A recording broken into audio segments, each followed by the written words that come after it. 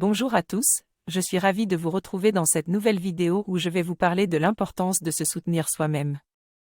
J'ai remarqué que beaucoup de gens se plaignent de ne pas être assez soutenus par leur entourage, que ce soit leur famille, leurs amis ou leurs collègues de travail.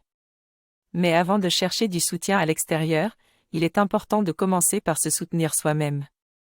Nous devons prendre conscience que nos pensées et notre énergie influencent notre expérience de vie, et qu'il est donc crucial de se poser régulièrement la question: comment puis-je me soutenir moi-même?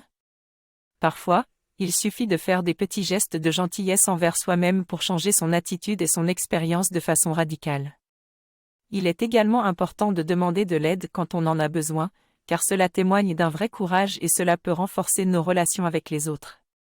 Enfin, je vous conseille de pratiquer la méditation pour vous aider à trouver la paix intérieure, même si vous n'êtes pas un moine.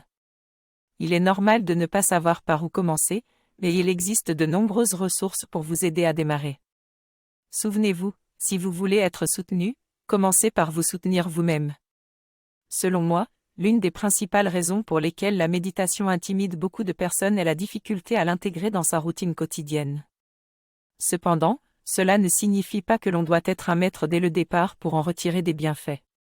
Au contraire, la méditation est un exercice qui s'apprend progressivement, comme n'importe quelle autre activité.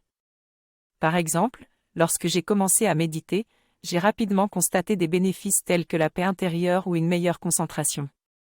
Un des premiers outils que j'ai appris est l'utilisation de mon poids, où je me concentre sur mon souffle pour apaiser mon esprit et équilibrer mes hémisphères cérébraux ainsi que mon système nerveux.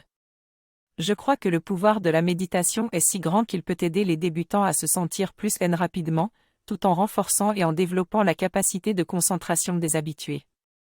Une technique simple consiste à créer des échanges énergétiques en croisant ses doigts et en les plaçant juste au-dessus de ses sourcils, tout en imaginant le mot « calme » ou « paix ».